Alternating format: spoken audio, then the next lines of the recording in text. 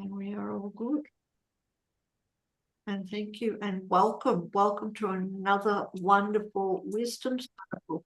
My name's Sophia from Sacred You. We have the honor of presenting all these incredible wisdom circles where we bring in women from all over the world.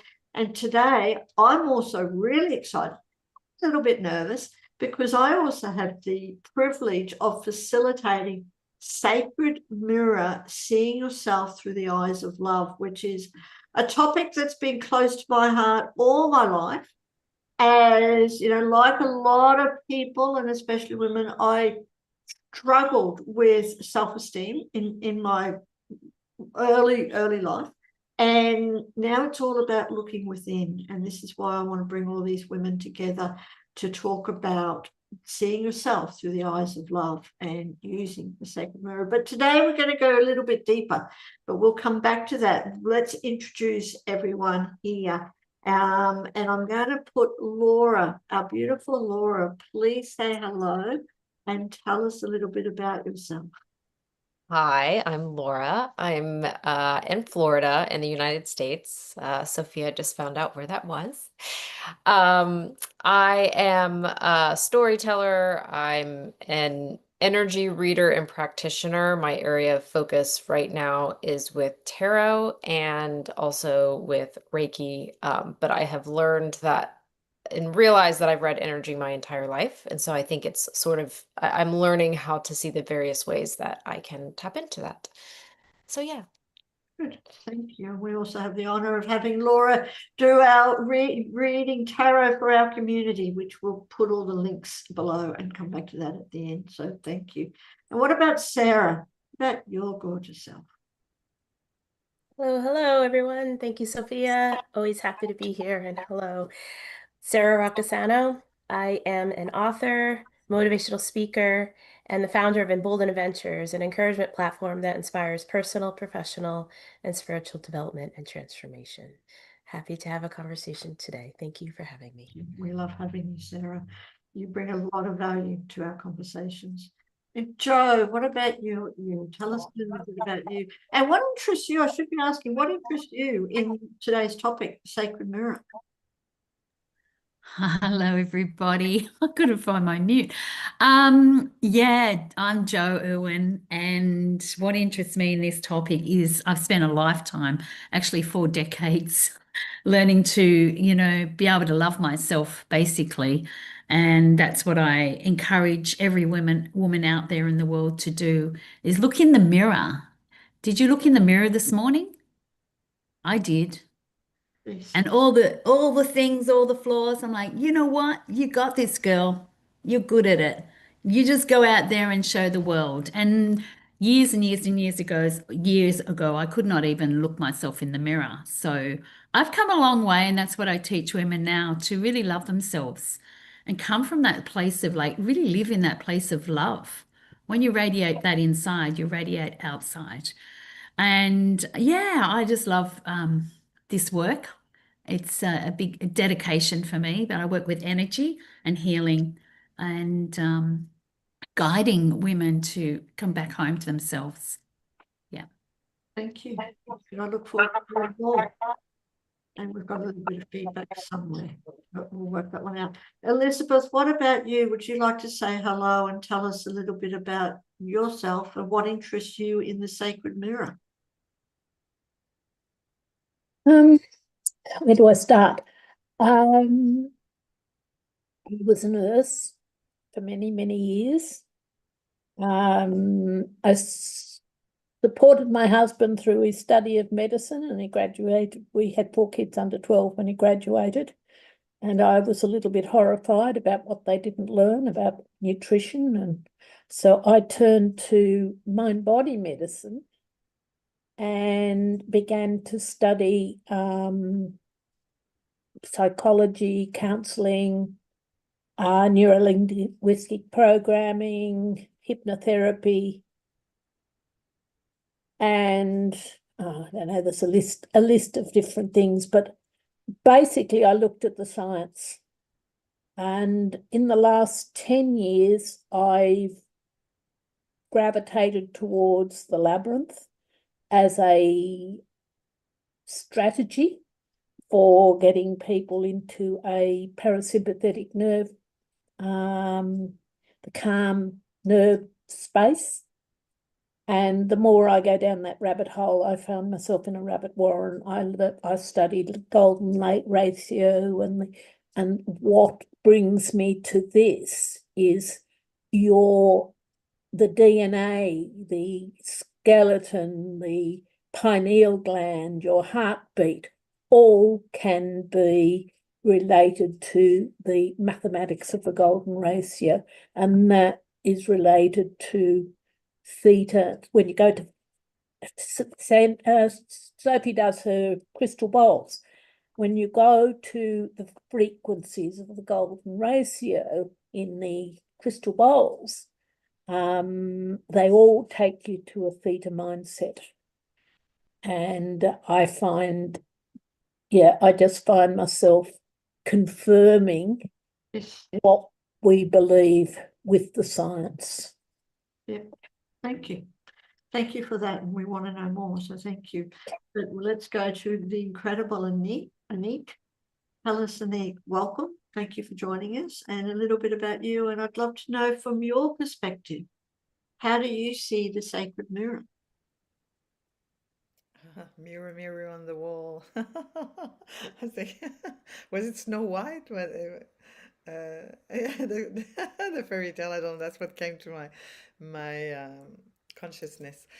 So I'm unique, Anik Patry. I am here on Earth, very passionate and devoted to empower heart-centered entrepreneur women on a mission, on their sole purpose, to unleash their voice, to be yourself, and to shine your light, and to do what you're here to do.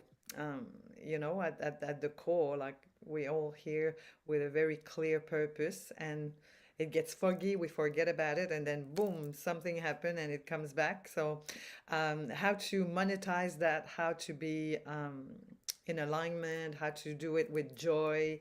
And yeah, we're here in this big playground to create. We're creators. So that's what I'm devoted to in this lifetime. I've created the movement called the Voice Alchemist Academy. And the mirror, well, the sacred mirror is, do you know what comes to mind for me is like, everything outside of you is a reflection of your inner world. Your outer world is mirroring your internal world. So, we all have lights, we all have shadows, and how we see the world is how we see ourselves. And a mirror is like a reflection. It's always a teacher. Life is always a teacher. Like, are you looking at it with appreciation? Are you, when you wake up in the morning and you had a bed to sleep in, you open the curtain and you see the sunlight and the trees, and to be in awe, like in wonder, and to live with curiosity. And if you don't like what you see in the mirror, well, then you can change it. You can shift your perspective. Yes. So I see it as like perspectives. And if you don't like the little wrinkle, well, they sell really good cream and makeup these days. So you can cover it. And you know what I mean? There's always a way. Yeah, I'm a fan. There's always a way. There's always a way. Whatever you want, there's always a way. But yeah, acceptance. And anyway, let's dive into this amazing conversation. And thank you for having me. It's always, yeah, Sacred always offers so much value, and incredible women on the path of consciousness and evolution. So I'm very honored and grateful to be here. Thank you. We are honored to have you with us again. So looking forward to a wonderful conversation, which is going to be a little bit different today because we're up to our 4th Sacred Mirror Wisdom Circle. So let's just start. I'd like to just start just to have a couple of minutes of just dropping in and tuning into our heart and taking some nice deep breaths. Maybe I invite everyone just to put your hand on your heart and just feel the breath as it goes through, in a moment of appreciation for our heart, for our bodies, for ourselves. And just choosing and breathing.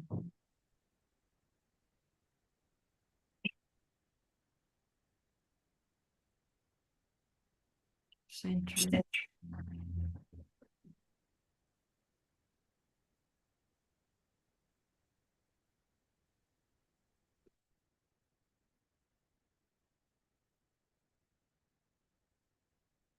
Being at one with ourselves in amongst these amazing women in this world of incredible people and incredible energy.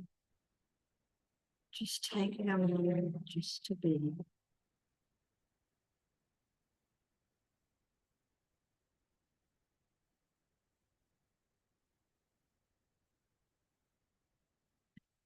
Just slowly coming back.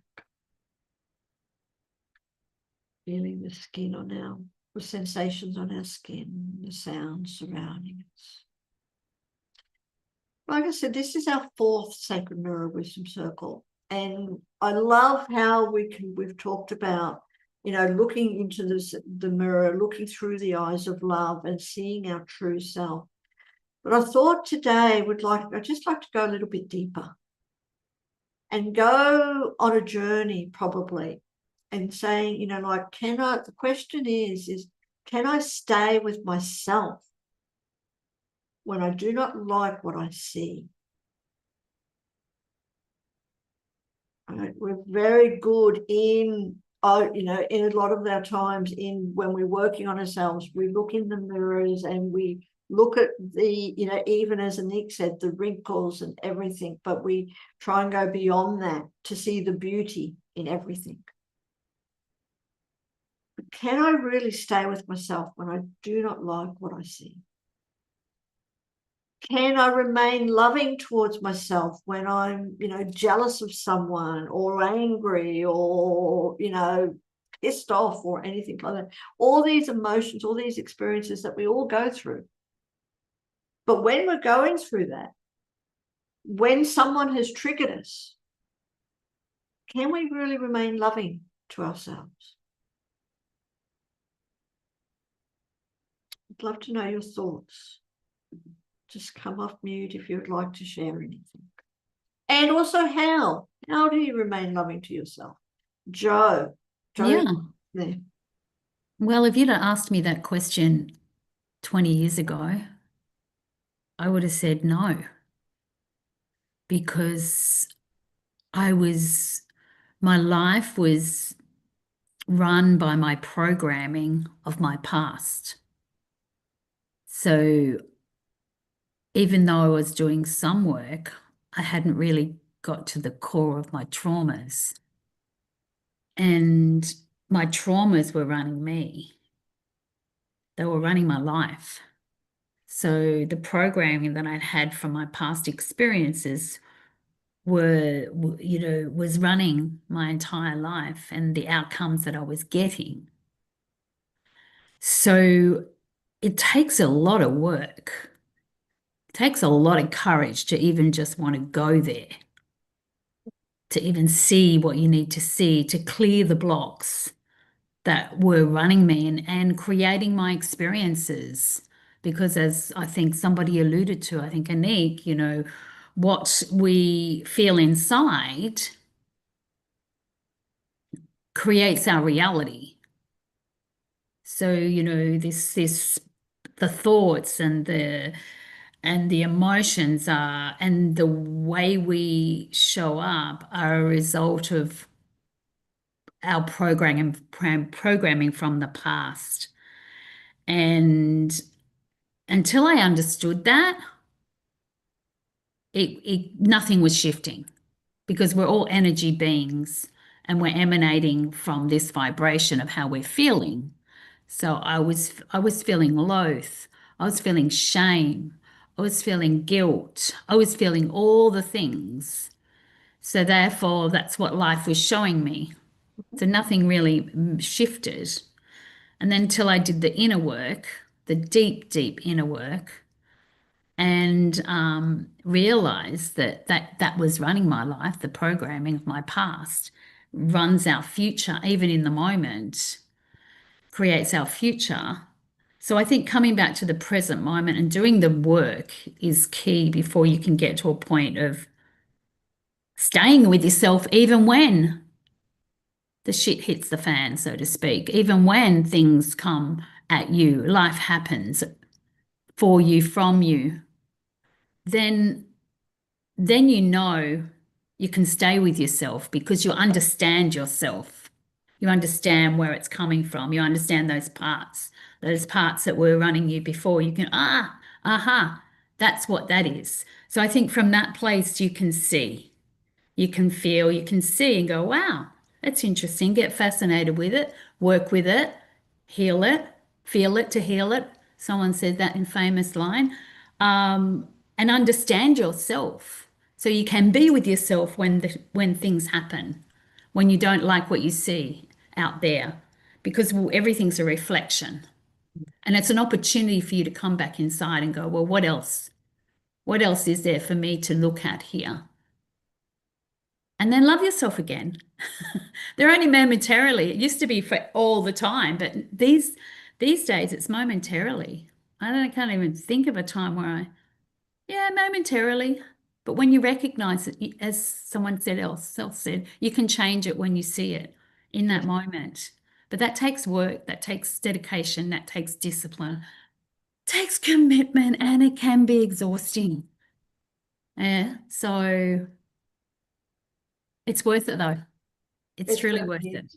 It certainly is, isn't it? You're a walking, living example of what happens when you are committed to, accepting when the shit hits the fan and doing that inner work to be able to let it go. Yeah. Thank you. Thank you for sharing that. Okay, would anyone else like to share or think or share, can we remain loving towards ourselves when all that stuff comes up? Sarah, yes, please do. Come up here. Of course we can, if we allow ourselves to. We give ourselves permission, and that's the hard part. We look back, life is lived forward, understood backwards. So when we look back in certain situations, that's doing the healing, that's doing the work, being introspective in some ways.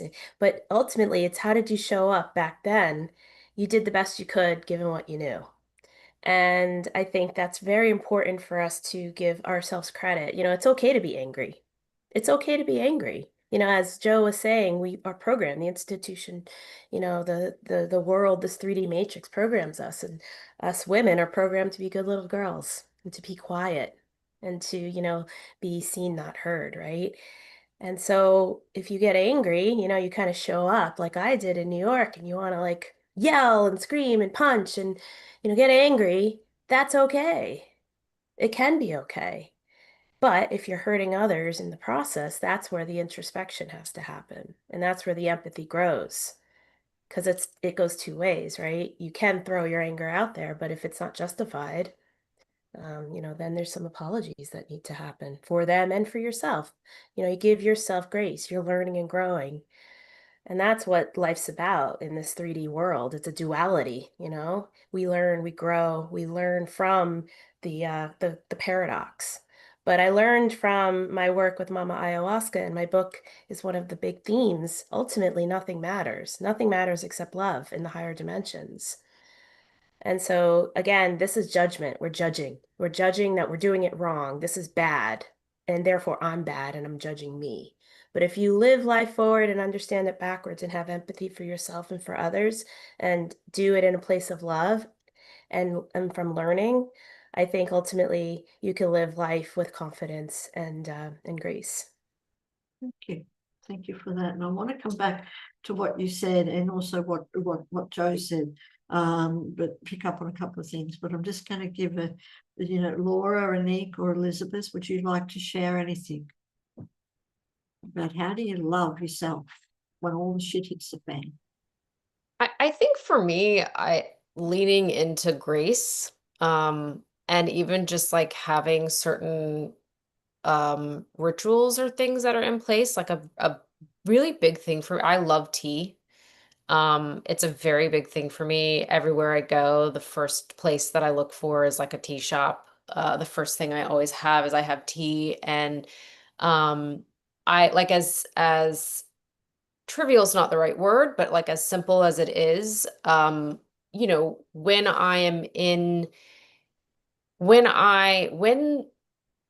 ugly things are reaching the surface within myself, a lot of times there is an important time to kind of like create a space that feels safe enough to feel and look at that. And a lot of times that comes with like making a cup of tea, sitting outside in nature.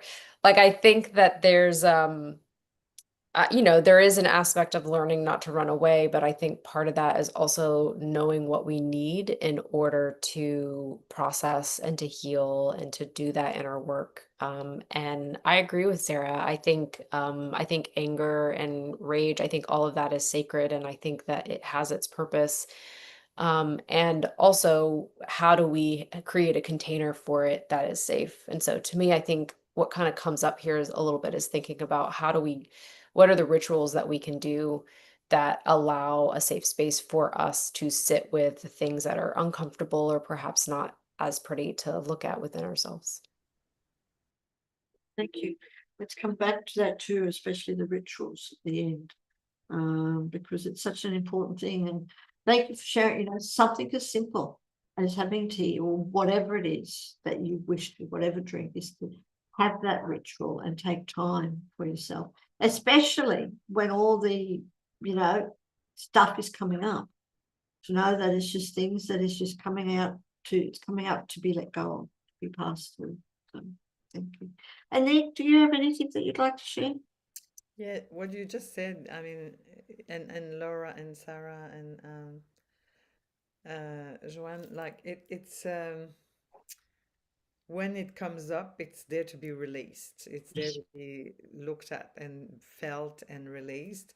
And Laura was saying, yeah, like a piece that's really important and big, that I'd say probably 98%, if not 99% of humanity have not been given is safety, the safety to feel, the safety to feel safe enough that actually you're not gonna die. I mean, because you know what the biggest fear, it's like what's the worst that can happen? I'm gonna die from these strong emotions, or you know, um, and it's being able to yeah, to find something that you feel safe, to be a companionship, like to be with someone that you trust, a healer, a guide, or your best friend, or you know what I mean, or being in nature. For Laura, it's tea.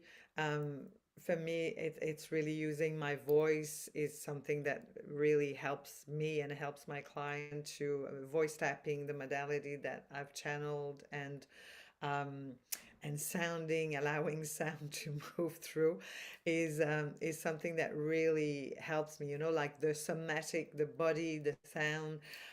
We're a bit like an animal. You know, the animal when they're scared, they go. "Roar." You know what I mean? And you know when they're angry, animals like they express themselves, and when we're the same thing, we meant to be fully expressed, and what that means to be fully expressed is to allow all these energies to come out. Um, and where we can stop ourselves, what I notice within myself and you know with my clients is when we get attached to the story with the emotions, and we rehearse that in our head, and the ego, the mind wants to grip on it, and there's no releasing. It's like when the body is very intelligent. We go to the toilet every morning, every night. We go to the toilet, we flush it all out. We let go. We let go. We purify. We detoxify. We let go.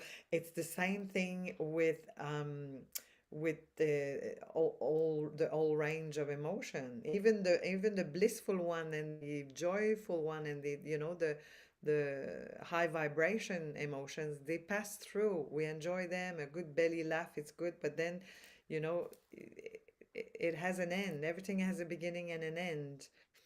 So there you go. Ta-da.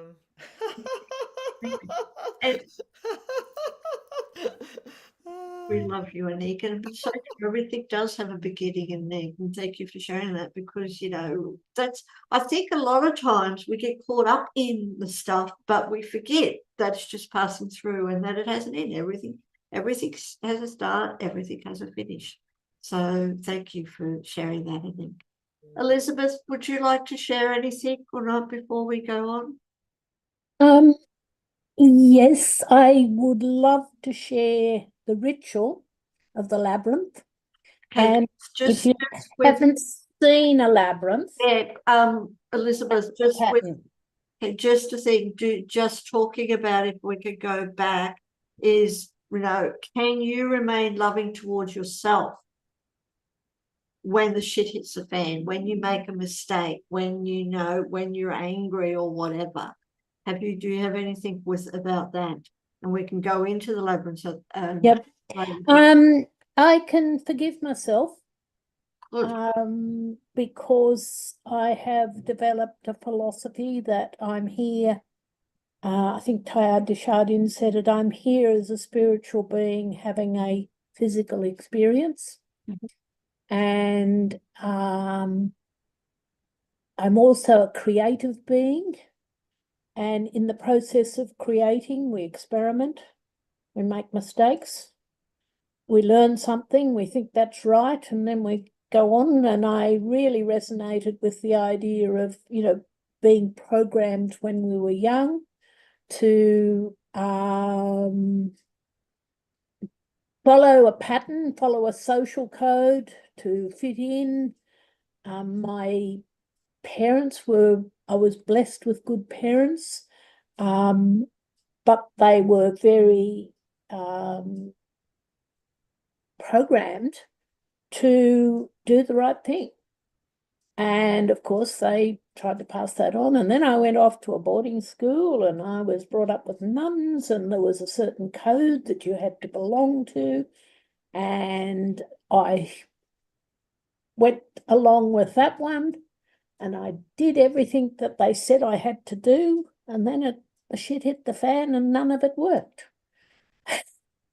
So in that, Elizabeth, when the shit hit the fan, how do you feel? I was devastated, because I thought if I did the right thing according to my social code, that there was a reward at the end of it. You were a good person, and this was the way you contributed. And then I looked around and I thought, hang on, I'm not wanted here.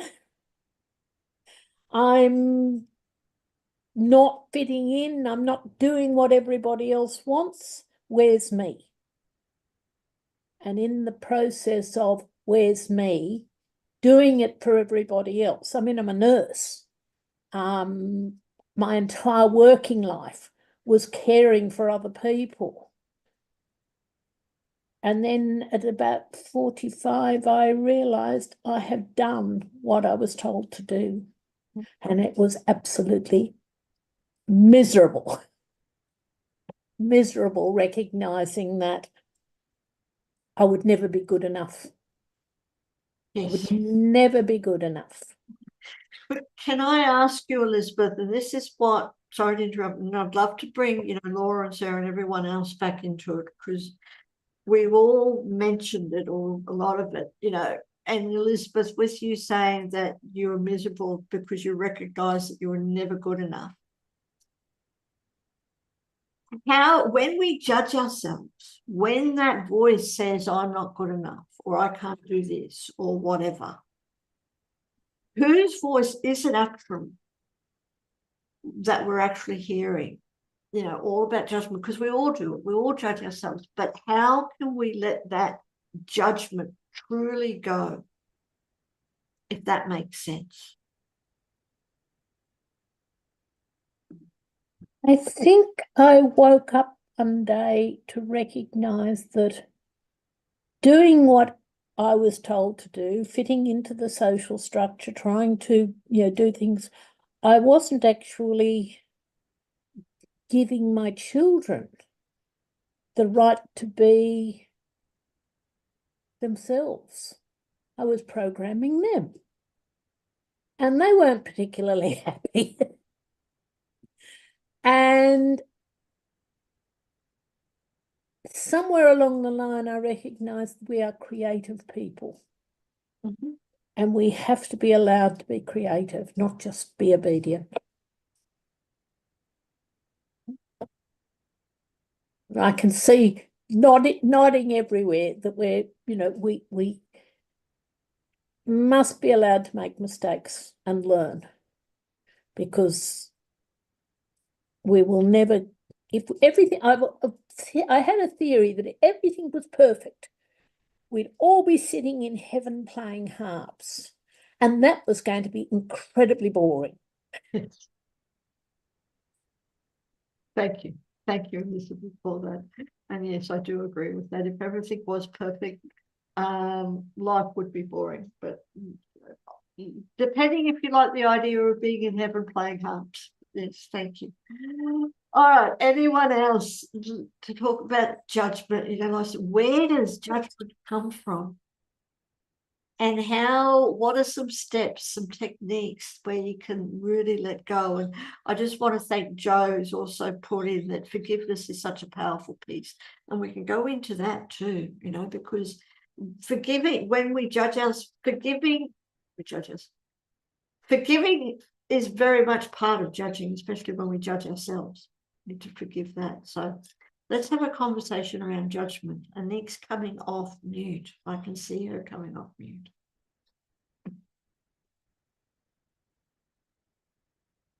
No, I wasn't. No. All right, sorry, but That's okay. I'll put you on the spot, Anik. Tell us So, about judgment. judgment. Well, I mean, you can't delete that from I mean, this judgment is there to serve as well. The left brain, we have two brain. We have the right brain and the left brain. The left brain we probably operate 80% in the left brain, is like 1 + 1 = 2, black and white. It's evaluating, constantly evaluating, making evaluation, and it's part of the safety thing, because we're survival kind of creatures until in our body is, and in our mind. So it's a constant evaluation, okay, right or wrong. And like the duality, Sarah was talking about duality. It's the duality. It's all in the left brain, evaluating for safety purposes. Because knowing feels safe when we know, oh, this is black, this is this is white, this is, so the brain loves knowing and being right, and it just makes you feel safe. And so, oh, the phone there. Sorry about that. And then your right brain is about 20%. We operate from our right brain, is all where you get your inspiration, your ideas, your creativity. People who are, artists, their right brain is a bit more active. Um, so that's where you get like your imagination. Like if you close your eyes, I talk, can you see a yellow duck? That's going to be your right brain, your imagination, visualizing.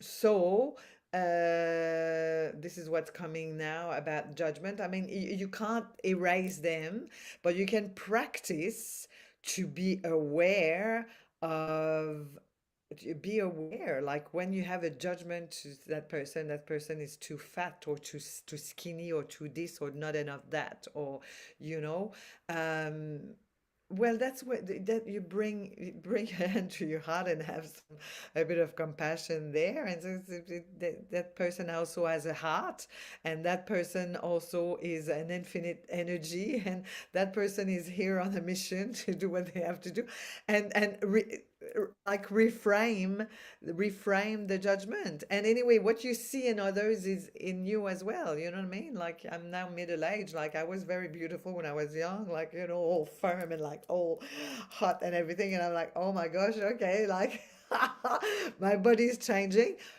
Yes, my body's changing, but my spirit is not changing. My spirit is growing and expanding, and I'm still on fire, and my heart is also growing and expanding even more. So again, it's like a shift of perspective that can only happen if you are aware, if you are conscious, if you are present. And not starting to bash yourself. Oh, you're so bad. You're judging people. Oh, you're such a bad person. And then you go in an emotion of feeling guilty, feeling ashamed, which is not serving you. Which is not serving you because we're vibrational beings. So if you're down there in a shame and in guilt, blah, blah, blah, well, you're not going to create something that is vibrating at joy, at bliss, at love, you know what I mean? You're not, because you're down there, and it takes a while to go up the scale of emotions to go back. So yeah, awareness, compassion, being present. And when I was talking about the two brains, I've done one amongst millions, but a certification back in the days on brain gym. And there's little exercises you can do in your body. You're crossing legs and crossing arms, and very simple, but to harmonize and your two brains to coordinate. So they need both to be active. It's very healthy to have your both side of the brains active and in harmony. Anyways, I always have a lot to say, but I trust that you get something out of this. We do. We love it when you do share the things. So thank you. Right, anyone else? Sarah, what about you? Yes, please do. So you asked the question, what does the words judgment and obedience, how does that reflect? Or what does it make you feel? And it makes me want to judge judgment. It makes me mad. I don't like the word obedient. I don't like the word judgment because think about it. I was listening to a Joe Rogan podcast. I was driving all around New Jersey, New York City this past weekend, going here and there and everywhere. And this Australian comedian was saying how Australia, for every mile, and you tell me if this is right, on the road has a speed camera. And think about speed, right? It's a fictitious, sort of line in the sand. And the eye of Sauron, the camera, is staring at you, determining whether um, you're not doing, you're being judged. You're going too fast per the limit that we set. So you're being judged. And there's a penalty because now you're disobedient. And New York City now has speed cameras everywhere. And it drives me insane because this Ive Soren, it conditions you to fear, oh my God, I'm going 1 mile over the speed limit. So it conditions you to comply, conform, and be obedient for something fictitious, speed, right? But Anik is saying we're free, these characters of vibration and energy and creation. You can't contain us. We're infinite creation of expansion. So this is the system yet again imposing law and order and control mechanisms and saying that, you're going to be punished. You're not good enough. You're a mean to society. You're not thinking of others because you're being reckless. And so that's that voice that then becomes your voice. And then you judge yourself and you start beating up on yourself. So that's the programming. That's the conditioning of the system. So me personally, I want to get angry. I will say to the world right now, I want a baseball bat and I want to hit every camera I see because I don't think this is a good idea. It's conditioning people to conform, comply, and be obedient, yet again in another way. So think about it that way. We are free beings who are full of love and compassion. And if we can think about ways that we could be considerate for ourselves and for others, we don't need control. We don't need to be obedient and we don't need to be judged and penalized. Thank you. Thank you for that. And yes, I agree with Anik. Yes, there is a speed camera in just about every corner. So yes, and it's conditioning, and it brings up so much fear. There's the balance of being safe, but there's also, as you said, oh my God, I'm going just 1 mile or 1 kilometer over the speed limit, and that's what they're focusing on. So yes, I have to say, Sarah, amen, sister. Oh my gosh, I'm so with you there. Woo! I love Down it. with the cameras. Oh my gosh, they should spend the money on so many other things, educating people, and oh my Lord, this is Yes. ridiculous. Well, that's another conversation. It is, but amen. Thank you. Thank you. Okay, Joe or Laura, would you like to share anything about, judgment? How does that go with you? Yeah, and I just want to say, come live in the country. We don't have speed crammers, so it doesn't trigger me at all. But I hear you. I hear you. Yeah, when it comes to coming back to the judgment of in the context of self, judging ourselves, there's a lot. There's a lot. There's a lot to say about that. And I think I alluded to it in the beginning where I talked about, our past conditioning, our past traumas, our past programming that triggers that inner critic that spirals in from our thoughts to our emotions to being the way we are from our past experiences. So I think I really, yeah, what the one Anik was saying about awareness is key.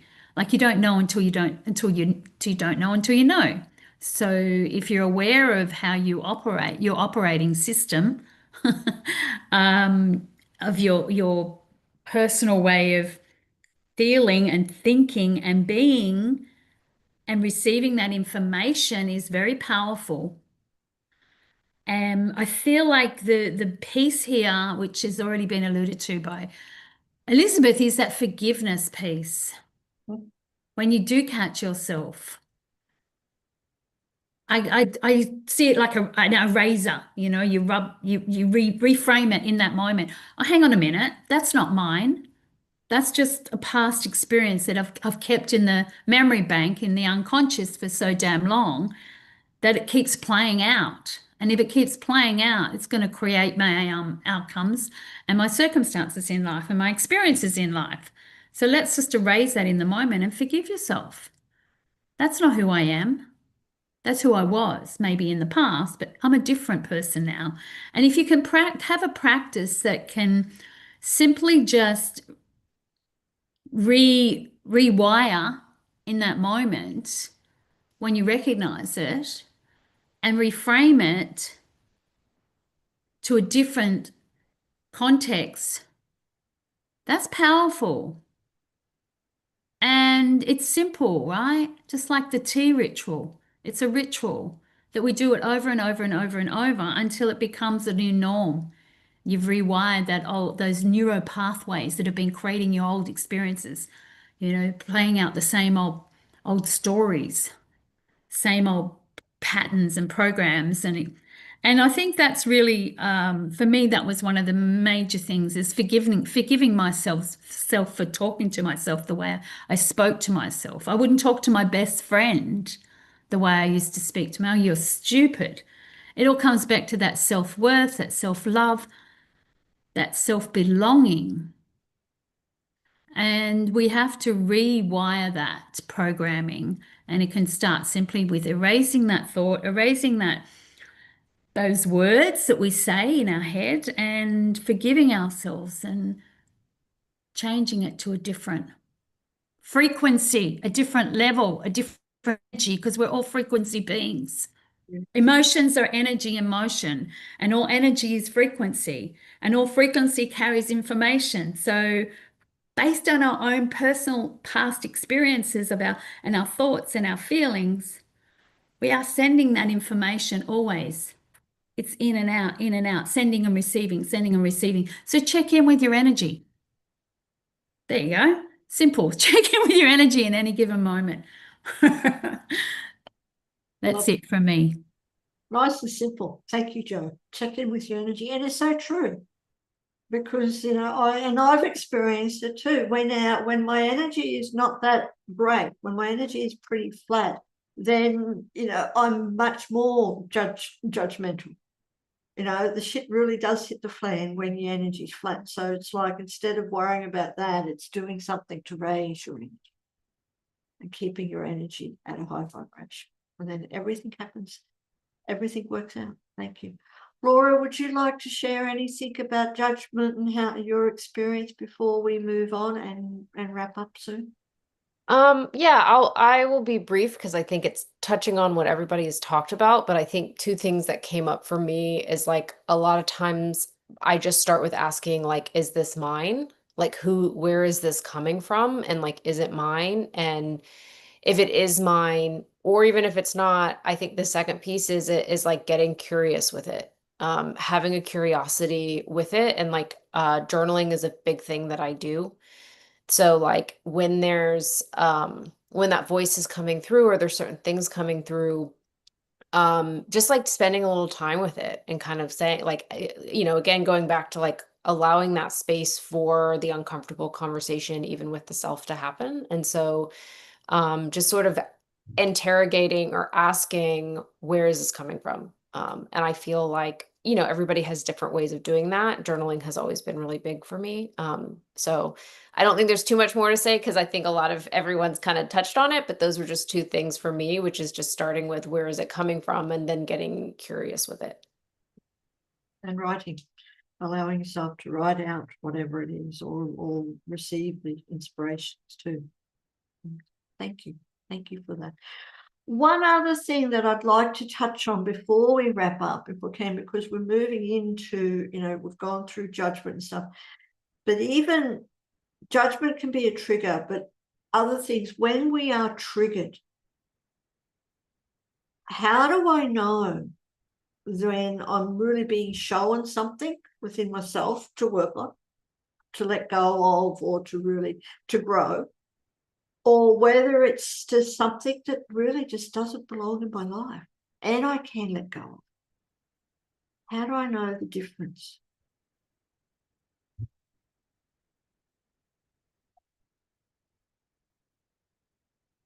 Joe's looking for the answer. Yeah, can you repeat the question, please? Sorry, I know it's a little bit confusing. How do I know the difference when I get triggered that this is something I'm being shown? Right, there's a mirror, that's something that I can be shown that's within myself that I can grow with, to work on, or it's just something just to let go, that it no longer needs to be in my life. Yeah. So for me, I was always being triggered, but I was being triggered from my wounding, from my trauma. So I had to discern whether where that was coming from truly. And mostly mostly, yes, it was from there. And what the other piece is what the trigger is showing me is there's some healing to be done. There's more work to be done.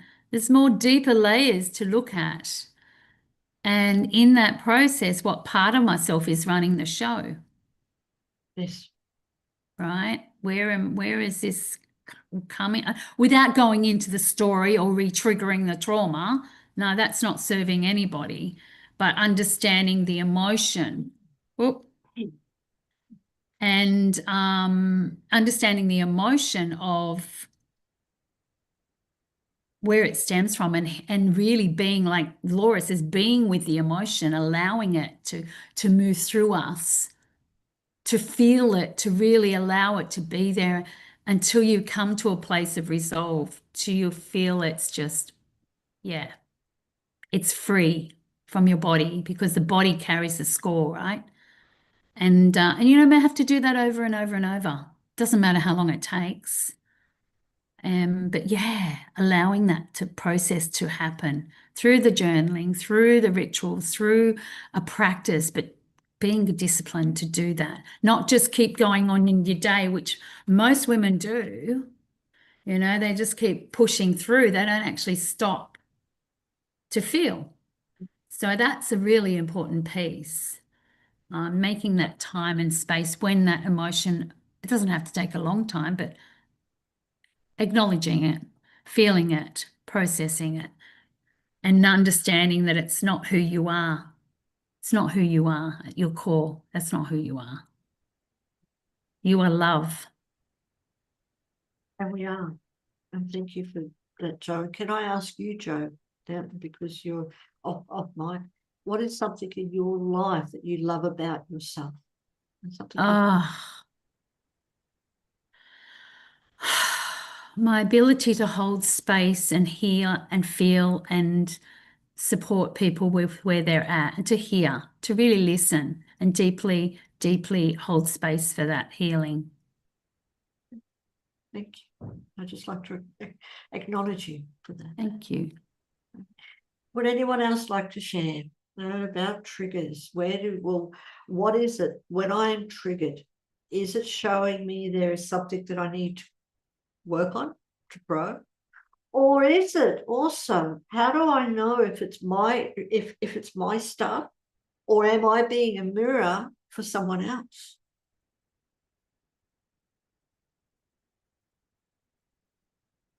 Sarah, yeah, just please. I think it's when you hit that breaking point when you're just tired. You know, I'm tired of feeling this way. I'm tired of reacting this way. This is kind of getting old. You know, it's not serving me. I think there's almost like a surrender or it's just a lack of like the energy that you want to put forth to the trigger itself. And it's not serving me anymore.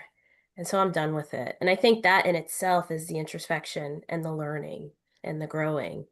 You know, it's a surrender. It's a wave the white flag. I'm done. I want better. I want to rise above and I want to heal. I think it's a feeling. Thank you. Thank you for that. Elizabeth, yes. I see it as my Achilles heel. Ah, There's something there that has been probably programmed into me in my early years, and I get triggered when a narcissist type can actually get through and recognize what my Achilles heel is and then starts to plug on it. And I recognize then that I'm being targeted. There is something within me I have to deal with. And yeah, that trigger is my Achilles heel. And somebody else can press the button and set me off. And I'm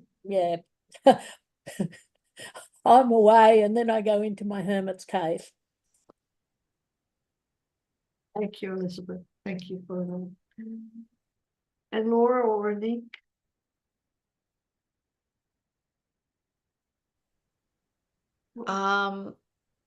You know, I think for me, it goes back to what I was saying about just sitting with the feeling of it and asking, like, is it mine or is it someone else's? And I think it's just taking the time for that.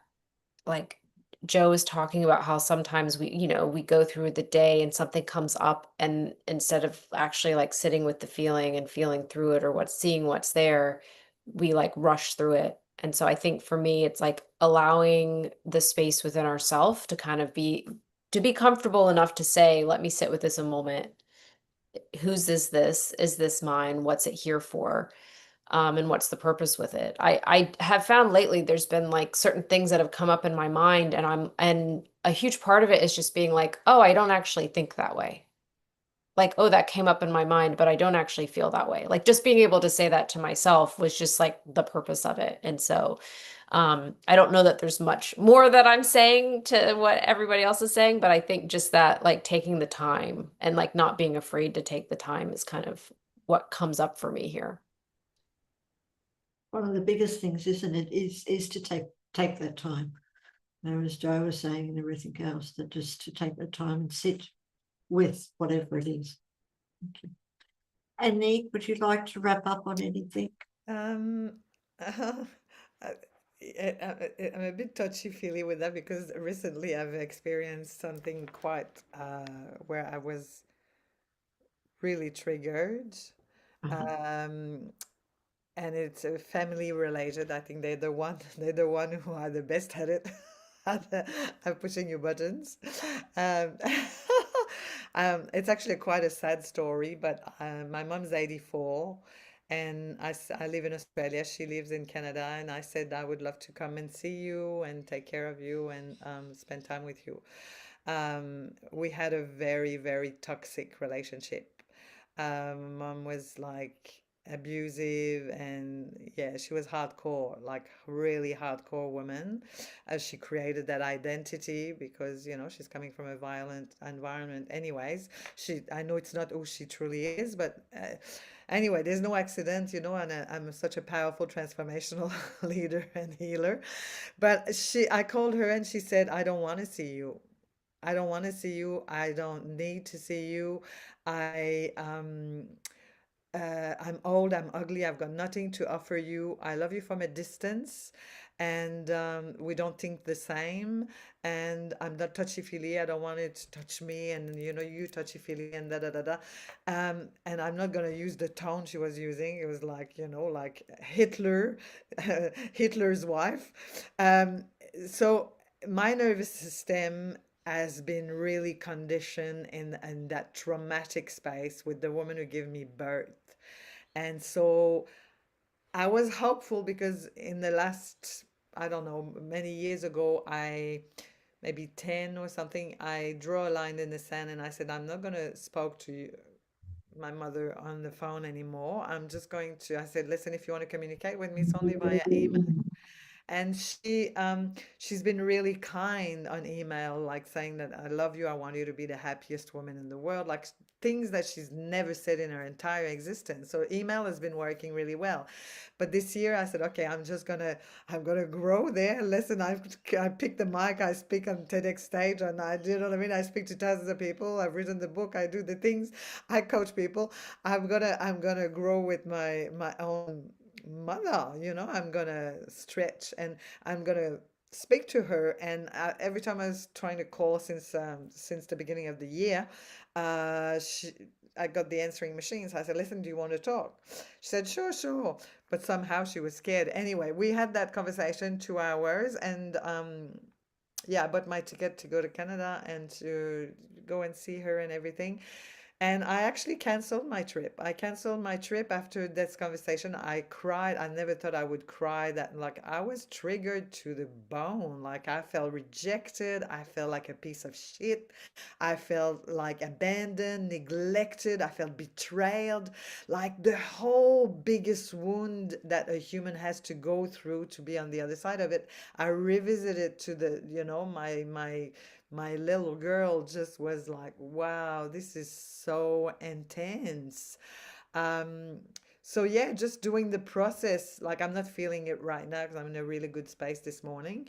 But so I'm just sharing the story with no emotions with it. But I it's been a massive process. I tell you what, the last 2, 3 weeks has been massive, and I've reached out for help, and yeah, it's been really, really big, you know, to accept, and to be compassionate, like really doing work full on, like, you know, it's been big. It's been really big. So I mean, I think we get triggered. I don't know if there's some sort of monks to a degree they never get triggered.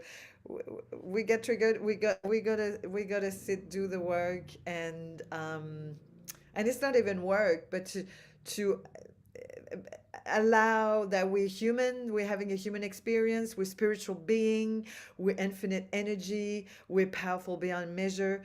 But life happens, we're humans, and we have to learn to dance with life. We have to learn to dance with our human, and accept our humanity. You know, we have to.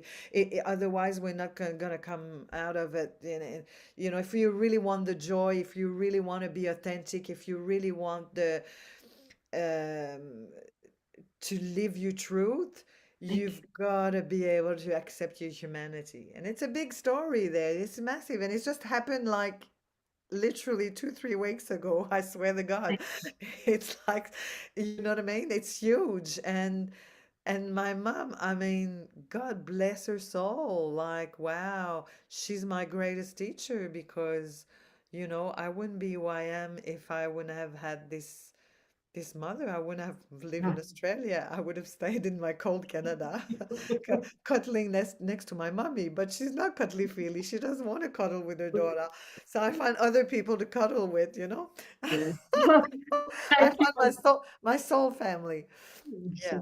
Thank you, Annie. Thank you so much for sharing. You know, I just want to thank also or ditto to what Joe's saying. So thank you for sharing me. It's such a great example of that there is always another layer to heal. And thank you. And I'd just like to hold space for you, Annie. And you are amazing. You know, and then being able to go through that and share that is incredible, because we all get triggered.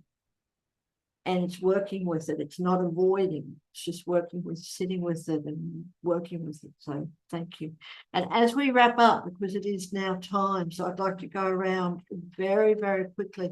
And Anik, if it's okay, if we can start with you.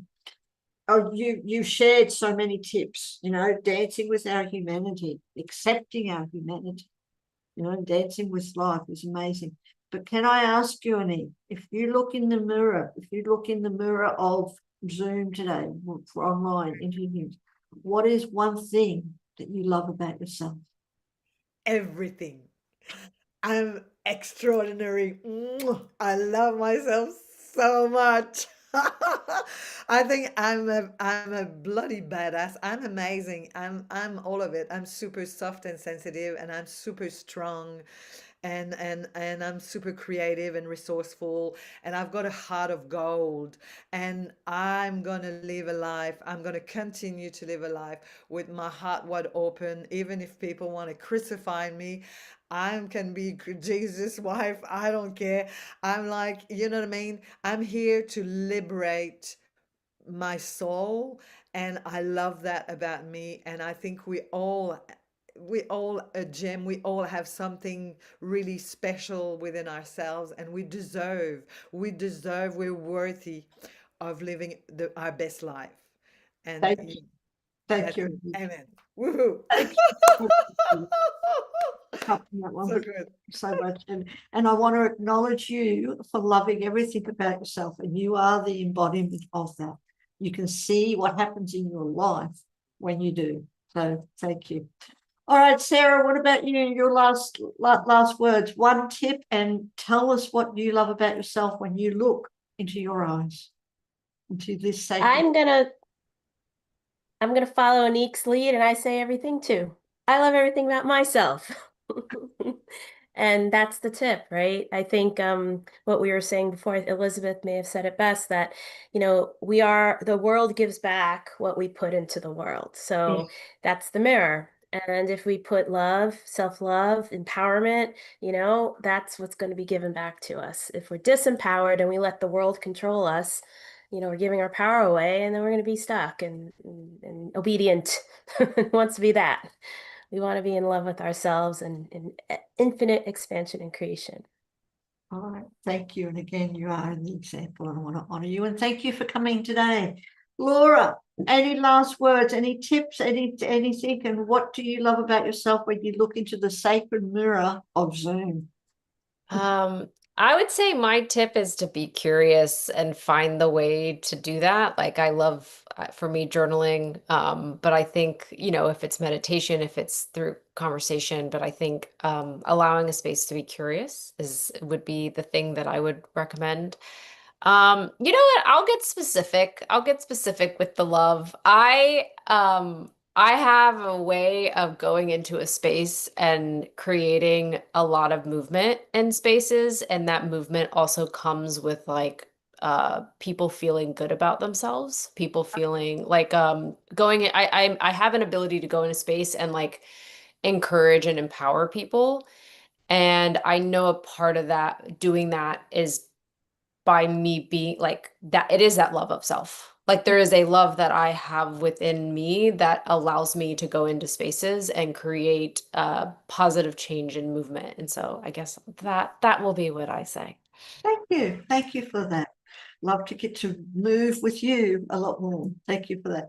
Elizabeth, you're our last and not least, most beautiful, but we're going to wrap up very, very short. Tell us, when you look into the eyes of this sacred mirror of Zoom, into your eyes, What do you love about yourself, Elizabeth? Well, I'm 82 and I'm still recognise the Minotaur within that is there. I could necessarily eliminate it, but I know it's there, and I know people recognise it, and because when we talk about nursing homes, I mean, at 82, my family start talking about what they're going to do with me. And I said, I'll come back and haunt you. And they said, you're not going into a nursing home. So the Minotaur's there, but it's contained. Good. Thank you for that. And again, I'd like to honour you at 82 in this physical body for being with us today and sharing your wisdom. And thank you, everyone, so very, very much. For anyone out there who is watching live, watching us live, or the replay, do click on the links below, reach out to these amazing women and check out everything that Sacred You has to offer too, including our new school community, which of course is school.com/Sacred You. Come and join us for that. Use their app. It's amazing. We've got so many things in there and much more. And come and join us for many more wisdom circles, where we will have our beautiful Elizabeth and Laura and Sarah and Jo and Anik and many other women who from all over the world will come and join us again. So thank you ever so much. And again, just want to honour everyone for being here. Thank you. Thank you. Thank you.